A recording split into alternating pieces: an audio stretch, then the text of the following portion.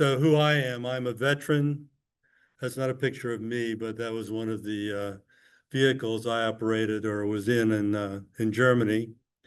Uh, and graduated of the University of Miami, came back and went to the Rosenstiel School of Marine and Atmospheric Sciences and became a marine geologist slash geologist and did research in both modern sediments and uh, ancient rocks. It's a picture of me and our motley crew in Pakistan doing field work, which I was not only got good sights that I saw, but I came down with malaria, which it's been cleared up.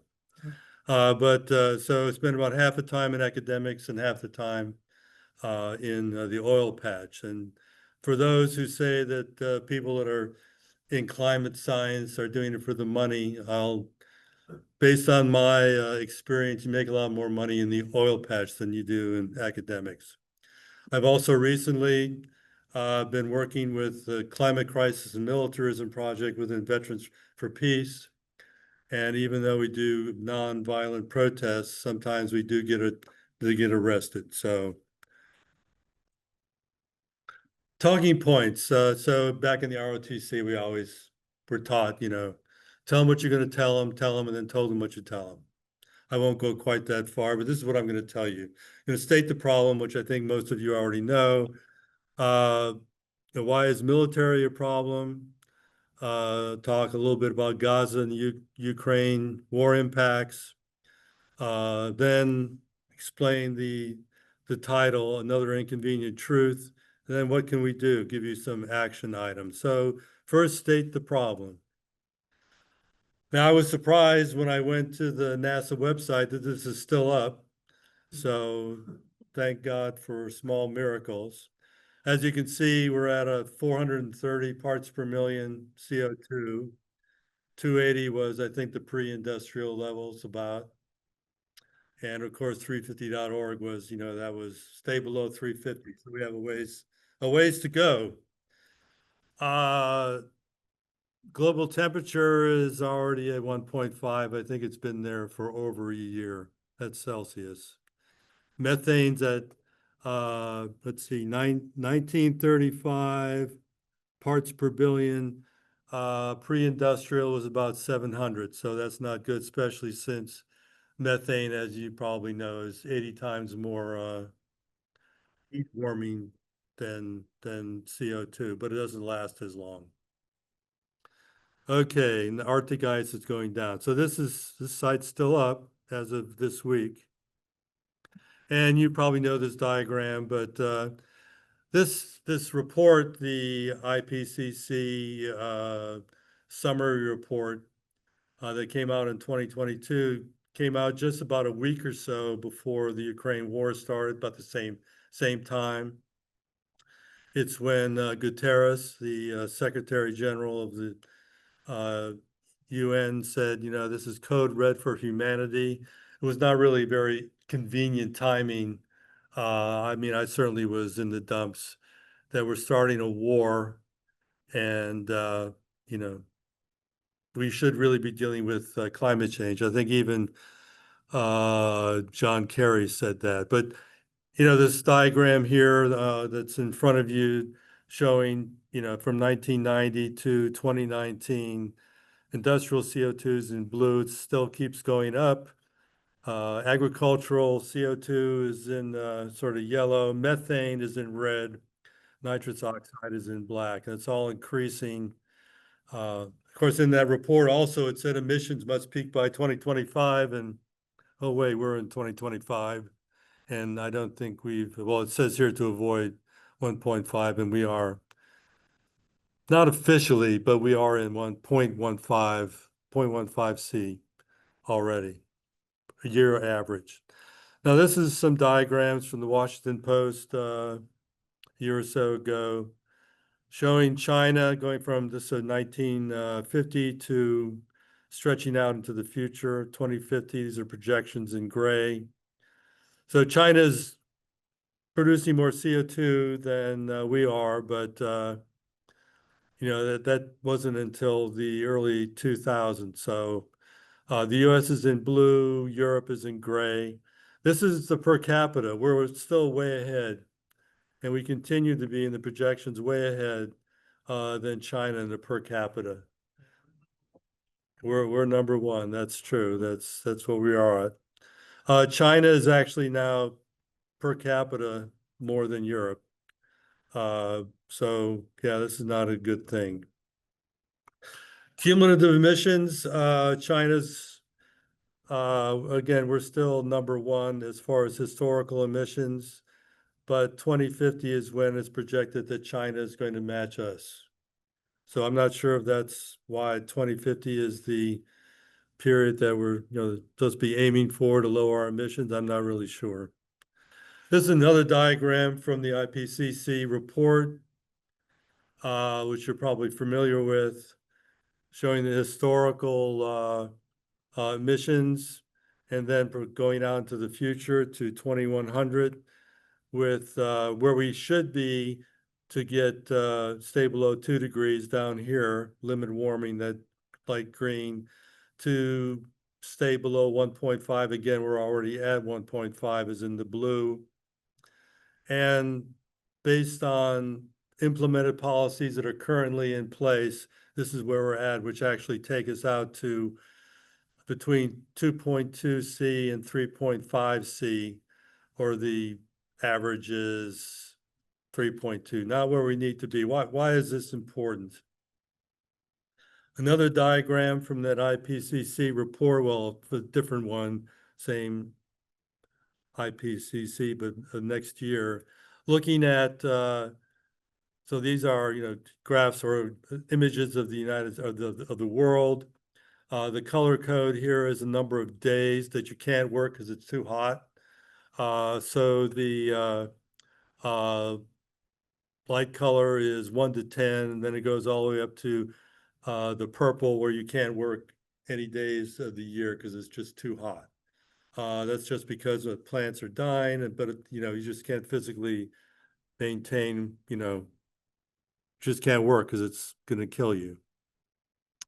This is a blow up of that. So what did I say? We're averaging to be about 2.5, so it's somewhere in here, out by 2100. But as you can see, the lower latitudes are the ones that are really hit the worst. Colombia, Brazil, Cuba, Central America, then of course going through Africa, and then it gets worse as the temperature increases. So the lower, the global south, it's what's impacted. Of course, we're being impacted a little bit in the southeast. Notice Michigan and Canada and Siberia, they're not really bothered. Now, the Army, the military has been planning for things like this. And there's some couple of good reports. No Warming, No War by the National Priorities Project.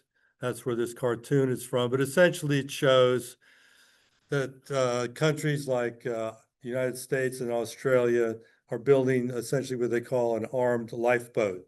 So it's a lifeboat for us, but not for anybody else.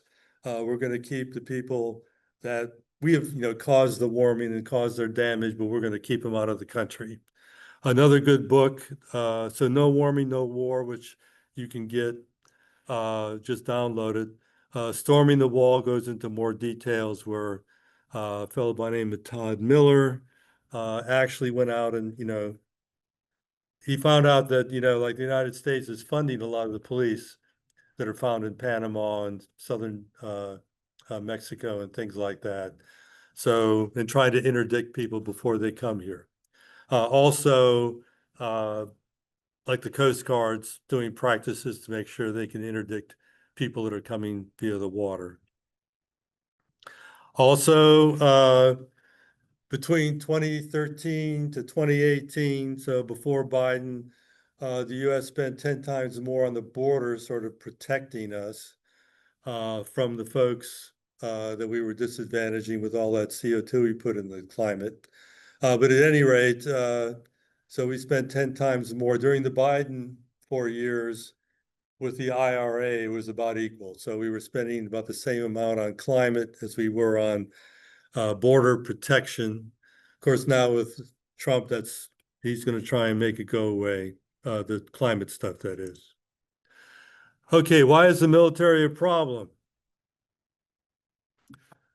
Okay, this is a image from the Conflict and Environmental Observatory, and if you contact me, I can send you the references. So I put my email in the chat, and it'll be in the notes that are brought distributed by Sierra Club. Uh, but okay, if the global militaries were a country, they would rank fourth. So behind China's number one, United States is two, India is three, and the military, global militaries are even more than Russia. Of course, Russia is included in that. Now, looking at the United States, this is a diagram that was inside Climate News. It essentially shows the emissions by countries. So China's up at the very top. The United States is number two. This goes down to the 60 most producing emission countries. If the Department of Defense were a country, it would rank 54th. Okay. That's direct emissions. So I'll go into something a little complex here. It's called Scope 1. And it's not just the military uses these terms, Scope 1, Scope 2, Scope 3. All industries use these. Scope 1 is direct emissions, like for the military, be your tank running around using fuel and jets and things like that. Scope 2 is purchased energy, like you're buying stuff for your bases. Scope 3 is the manufacturing, things that manufacture the tanks and the planes and all that other good stuff, or transporting the tank to your place of use. So, and then Scope 3 plus plus is something that was put out by the Conflict and Environment Observatory. They're using this to try and get NATO to come up with criteria on doing emission counting. And that would be stuff that's, like when you're blowing things up and you're burning forests and you're having to reconstruct. But okay, so if you count the Scope 1 and Scope 2 and Scope 3, not counting combat, DOD would rank in 20, would rank up in here. So either 20 or down to 30 if it were a country. So that's pretty high. So that's one of the problems with militaries, is that it creates a lot of CO2. The U.S. military is the largest institutional consumer of oil, and of course, greenhouse gas is institutional, so bigger than Exxon and any company. And why is that? So a thing like a B-52, it consumes as much fuel in an hour as 7 cars do in a year. So, and of course, we have lots of those airplanes, not just B-52s, but all airplanes. And we have the biggest military air fleet in the world, 13,000. That's 3 times more than Russia and 4 times more than China. So you wonder why China and Russia are a little paranoid about us. And then, of course, we have 750 to 800 bases, all overseas bases around the world.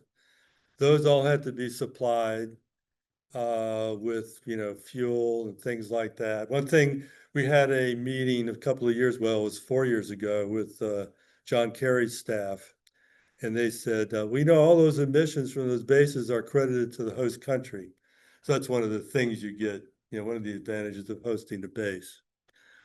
Now, again, I mentioned about Vladimir. He's not a good guy, but you can understand why he'd be a little paranoid. We spend way more than he does. And well, I'll get to that, but then we have all these bases. Russia has probably less than 40, China, I'm not sure, but it's in the tens. So an order of magnitude less than we have. Now I'll get to the expenditures. Why do we have these vast militaries and all these emissions? Well, we spend, so that's the gray thing on this diagram, is U.S. expenditures, and this is 2021. So then it was about between 800 and 900 billion. China, less than half of that. India, way down there. Russia is about a ninth of what we spend. And the text on the right, the top 4 emitters are those big spenders, except for the UK, which they're a little more conscious about their emissions. So we spend more, we emit more. Now, why is that? You'd say, well, this is security. We've got to protect ourselves from the countries that spend half that we do and or a tenth of what we do. But I don't think that's really the reason. So the way the money works, Congress appropriates the money to go to the Department of Defense. The Department of Defense uses half that money to go to contractors. Contractors then lobby Congress. Okay, so seems to be a circle here, right? So not only, passing the money, but it gets passed back to you. Who benefits? We say, well, we can't lower the amount of money we give to the military because, we're taking money away from the troops. Well, the troops on an average, I just looked this up, average about $52,000. That's from the private or the sailor to the general or the admiral, okay? Average defense industry person makes about $81,000 a year, okay? Now, the average CEO for the big five, so it'd be General Dynamics, Raytheon, et cetera, they make on the average of over $20 million a year. And they use these funds, well, not just their funds, but the company's funds, to spend over the defense industry as a whole since 2003 have spent more than $100 million on lobbying. I think this last year, 2024, they spent $150 million on lobbying. So that then, lobbying is giving money to Congress critters and things like that. Okay, so I would argue, is that really security or is it just a big scam? I would argue that that money could be used for something else that would increase the security of humanity and the United States citizens. And giving more money to the Green Climate Fund. I don't know if you know about the Green Climate Fund or not, but it's money to help the global South, developing countries, adapt to climate change, but also to mitigate. So lowering emissions that goes into the atmosphere, which is our atmosphere, so it helps us. So back during the Biden administration at Glasgow, he promised that the United States would put in $11 billion a year into the Green Fund. Now, thanks to the wisdom of the Congress, they did not allow that because they're the ones that do the money, right? And Biden, during his whole term, 4 years, was only able to get $2 billion into the Green Fund. Now, I'll have to admit that still makes the United States one of the largest contributor to the Green Fund, but that's nowhere close to the 100 billion that all the countries had promised to put in the Green Fund. Now, meanwhile, we funded $3.4 trillion, so $3,414 billion into the National Defense Authorization Act, which is the funding bill for the military. So I don't even want to see how many times that is over the Green Fund. Now, I showed you this diagram before. What I want to point out here is there's this little bar going here from the red line down to the green limit warming to 2 degrees C. Now it says here, this is the range of the nationally determined contributions, or called NDCs. Now, back in Paris, everybody had to come up with a commitment. And it was Paris, and then again, I think in Stockholm, each country had to come up with a number that they were going to lower their emissions, okay? And that's the nationally declared determined contributions. Now, there are 2 types of contributions. One is a unconditional, and the other one was a conditional. Like the United States, they're all unconditional because, we're rich. We don't need to be helped by Angola or Zimbabwe or Togoland. We can do it all ourselves, even though we haven't done it. And then there's the conditional. Now, the conditional is, especially by the developed countries, we can't do this without your help. Okay, so they need money. They need money from the Green Fund. Now, I'm just going to show one example. You can go to these and you look up all the contributions, what they said they're going to do, which nobody I think has. I think there's only a few countries that have actually fulfilled what they're going to do. But the numbers here, the unconditional, I'm not sure, I can't see it here, but I think it turned out to be 16 million metric tons. And the conditional NDCs, which, let me get my notes here, fell on the floor, are 26 million metric tons. So almost twice that they can do with getting money from the Green Fund. So I would say that the United States is much better off instead of allowing the chairperson of Raytheon to build a new house or get another yacht, that it would be much better to help countries lower their emissions. So now I'm going to say a few words about the impact of war in Gaza and in Ukraine. And I was invited to a retreat by Brown University the year before last. And one of the gentlemen that was attending the retreat is the lead author for the Ukrainians that are doing the assessment of the war damage of the ecology. Now, the Ukrainians are pretty smart cookies, and what they're doing is they're assessing the damages right away, because when the war ends, they want to hand the bill to the Russians. Okay. Gaza, that's not taking place because nobody can get into Gaza. But let's look at the emissions from Gaza, and this is based on a Guardian article, and also which was based on a study. And essentially, they looked at 60 days of emissions. And what we see here on the bottom, this would be land transport. Then the red is munitions, and the blue is aircraft, or excuse me, yeah, flights. And then this is the total here, which comes out to be about 281,000 metric tons of CO2.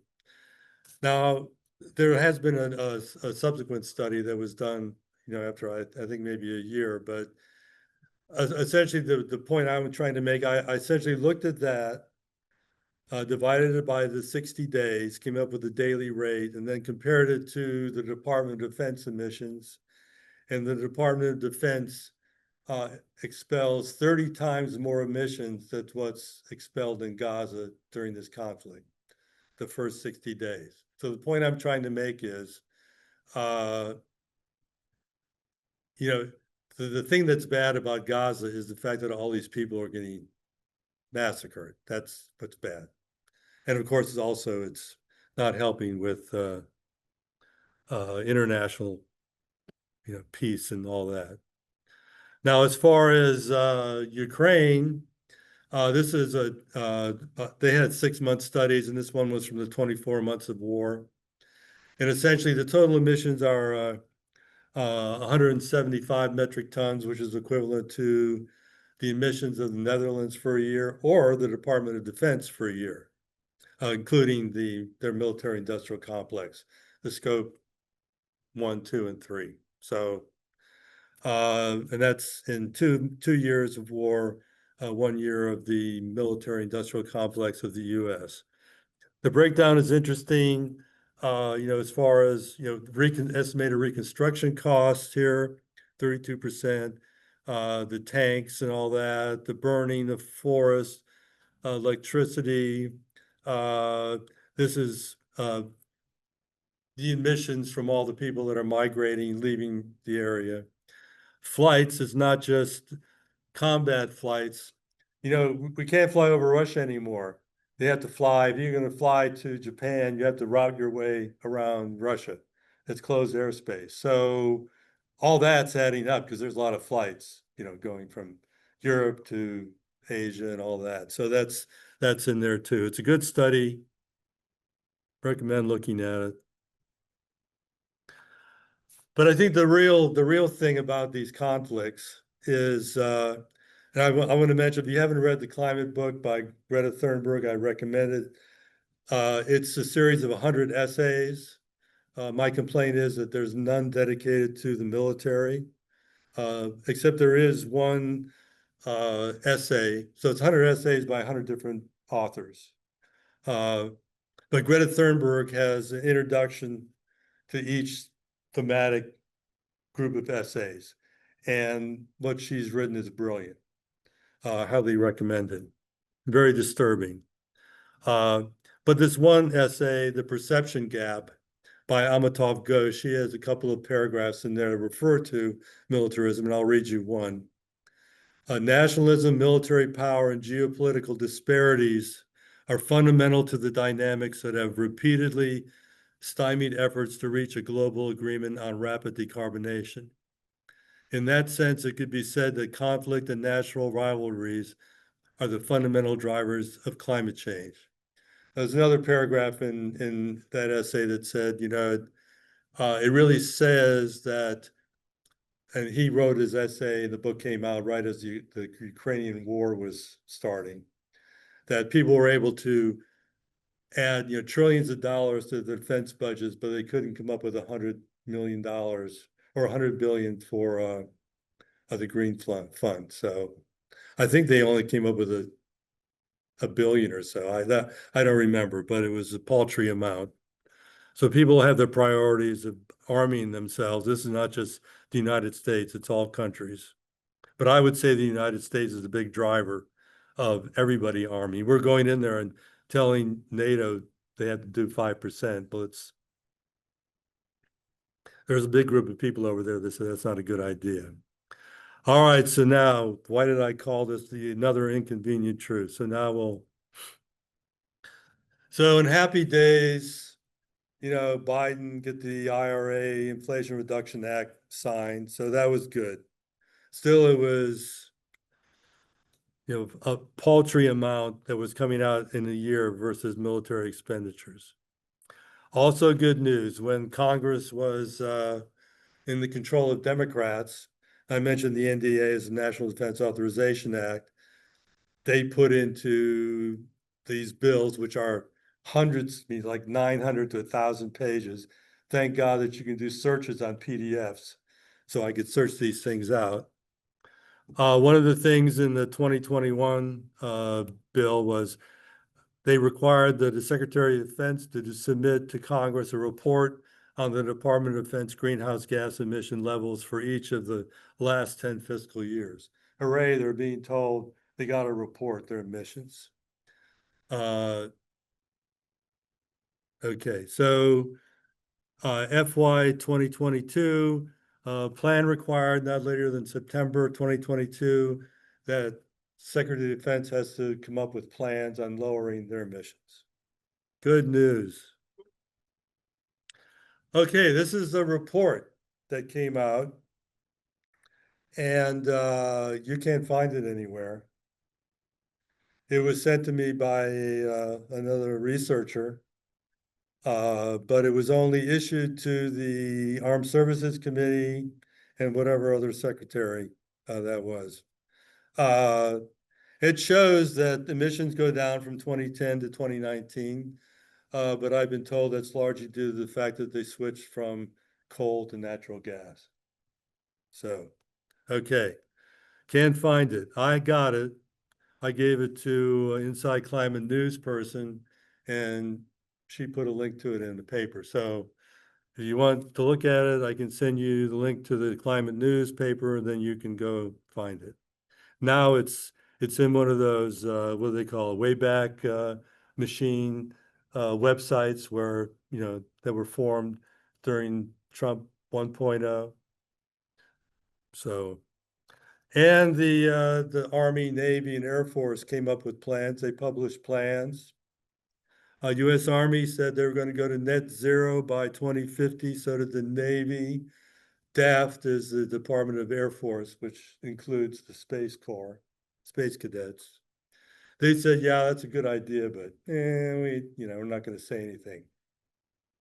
So they just said, needs more training, need to look into it. Because they know there's no way. That's the most honest plan. Because there's little caveats. So these are all based on EOs, executive orders. And one of the caveats in the executive orders are get to net zero to the maximum extent practicable and without compromising national security. Because who's defining national security? My definition would be that there should be more money going to the Green Fund, but that might not be the view of the president of Raytheon. Okay, so what is the inconvenient truth? The inconvenient truth is that all administrations ignore military missions. I'm talking about executive, so the president and so forth, so both Democrat and Republican. So this is from a book by Nita Crawford. It's The Pentagon, Climate Change and War. And if you really want to get into the weeds, that's one to read. So I'll read it to you. The effort to keep military missions out of the accounting process, this is for Kyoto, was led by the United States military and supported by the United States Congress, including at the time Senators Joe Biden and John Kerry. So they instructed their representative that went to Kyoto to say, make sure that military missions aren't included. Not only that, as a result, there was no complete accounting of the military missions, either in the US inventory or in the inventories of other countries required after Kyoto. The US Department of Energy has only recently started to report US military missions. And in Glasgow, it was you could if you wanted to, but you didn't have to report military missions. So that is the inconvenient truth. Again, Joe Biden and John Kerry, those names sound familiar in any way, shape, or form. Okay, this is a diagram. We're almost finished. Expenditures, energy transition on the left in black, and defense. China spends 3 times more on the energy transition than the United States, which spends 3 times more on its military than energy transition. Who's the good guys here, is what I ask. Should we really be picking fights with China? And now, of course, we're in Trump 2.0, and the orange one has come up with all these things, getting rid of all those EOs that Biden had, and trying to block states through climate change. And the Trump administration rescinds batches of executive orders. We know this. But things weren't good before that, and they're even worse now. So what can we do?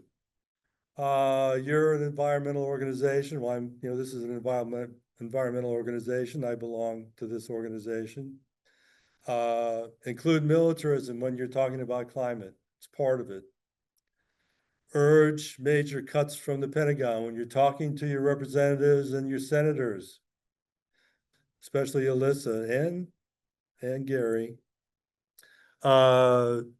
Take $100 billion at least from the Pentagon budget. Now, I have to admit that Rashida and Sri both joined the bill with Barbara Lee, who's no longer in Congress, to take $100 billion away from. Of course, that didn't go anywhere. If you think this is a good presentation, other people that want to hear it, other groups, please let me know. We have both myself and other people are available. And don't let any party off the hook. I think I've showed you that, we need to mention the military when you're dealing with climate change. We can't give them a cutout either with a carbon tax. So just throwing that in there for you citizens climate folks out there. So speaking of citizen climate, I remember being on the Hill in 2016 in November.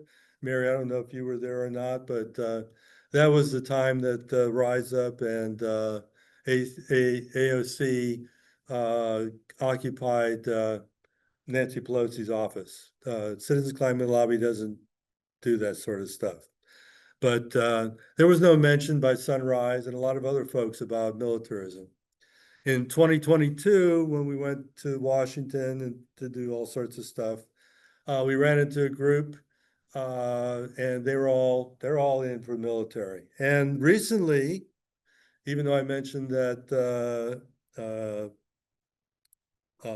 Greta Thunberg didn't have a chapter in her book, recent newsletter from the Fridays for Future has this as an article, and it was from last week. Ending militarism, no climate justice without ending militarism. Groups are organizing. So she's finally on board, and so is Friday for Future. And Godspeed, even though I don't believe in God, to Greta, and may she be safe out there in the ocean. You can download some printed material. I have some actually here on the table here. And I have some bumper stickers. You want to get your car keyed, you can pick up a bumper sticker. This is from a demonstration at the one in the lower right-hand corner of air show. You can go protest air shows. Thought I turned this, turned it off. Oh, well, I didn't. This is from a picture of protesting the Annapolis flyover. And this fall, we're going to have a wake up to the climate crisis and no MOS tour. It's no military air shows. And this is the route. It's going to start in California, be in California.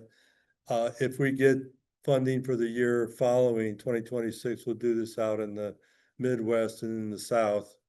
They're not quite as woke as California. The places we're trying to visit are not exactly woke either. So the West Coast of California is very militarized, and we're going to be hitting 3 air shows and campuses in between.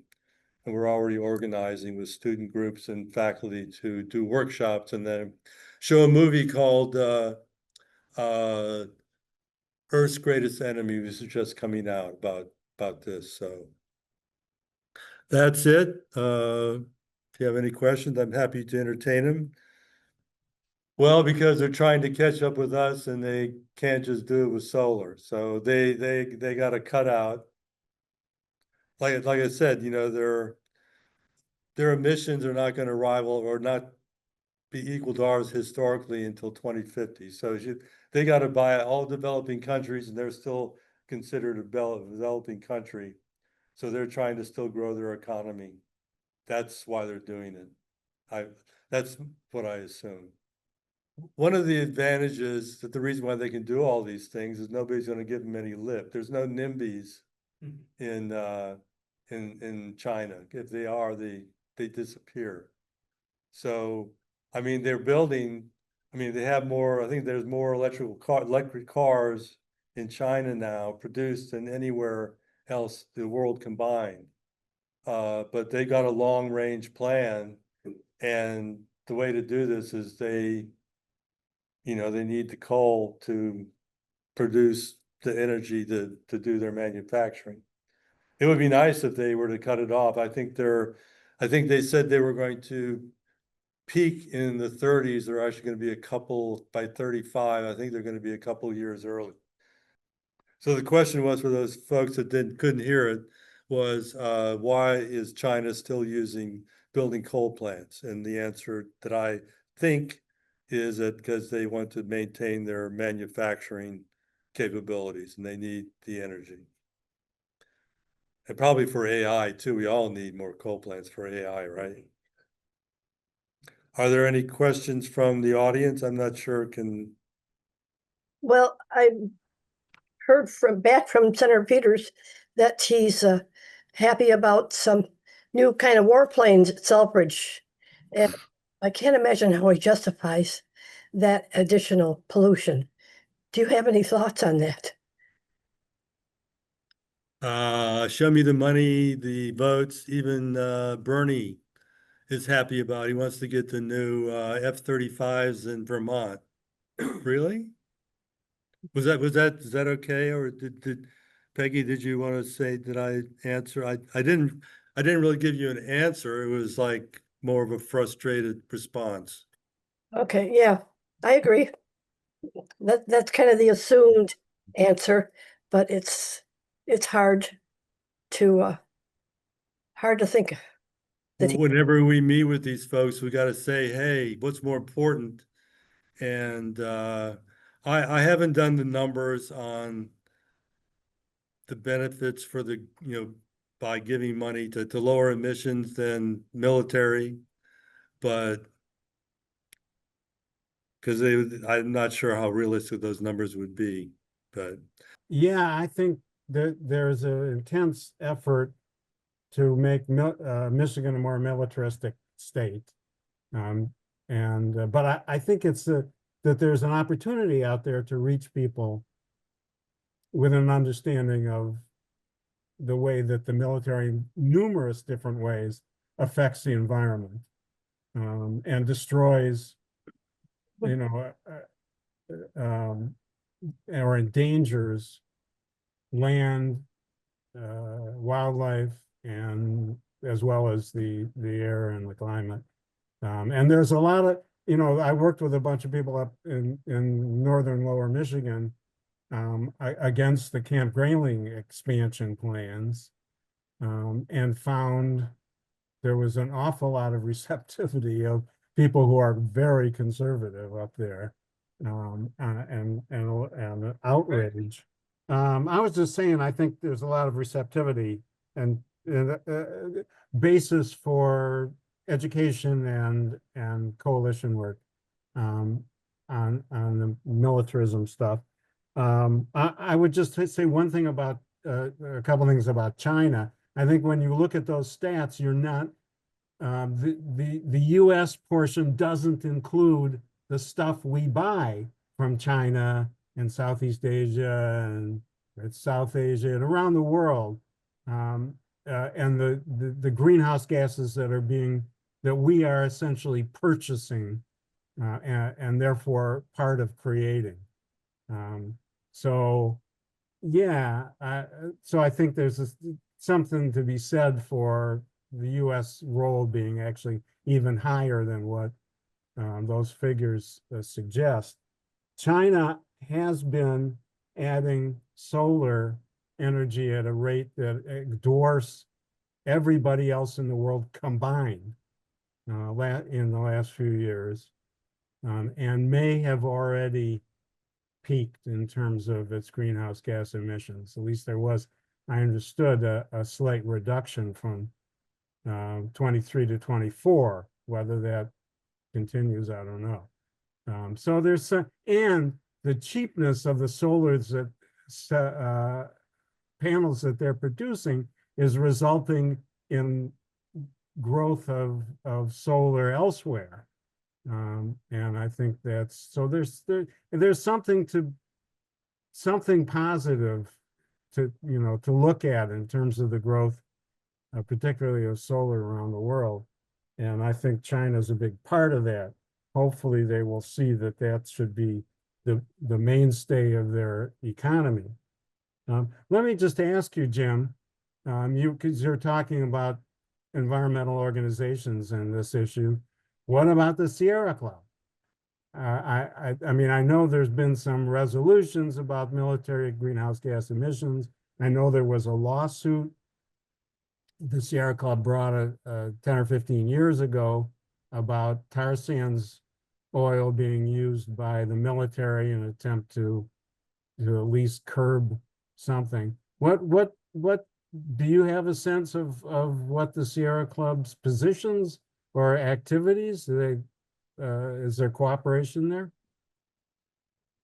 so let me, before I answer your question, let me say that like this air show campaign, we've been joined by 350.org on this particular exercise campaign.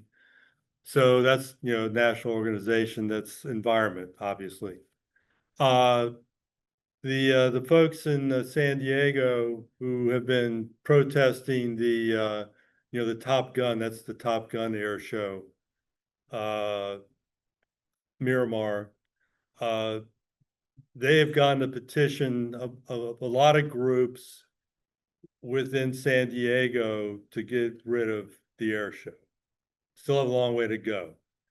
The Sierra Club is debating that chapter debating to do that, but you can correct me if I'm wrong, that if one Sierra Club does it, they all have to do it, and that isn't going to happen. So I'm not sure if it was sections or a club, but for them to endorse, at least that's what I was told, that the reason why the Sierra Club in San Diego didn't sign on to this petition with all the other organizations is because you have to have a uniform policy, and one can't, unlike things like Citizens Climate Lobby, a club can endorse something, and that doesn't necessarily mean the whole organization does.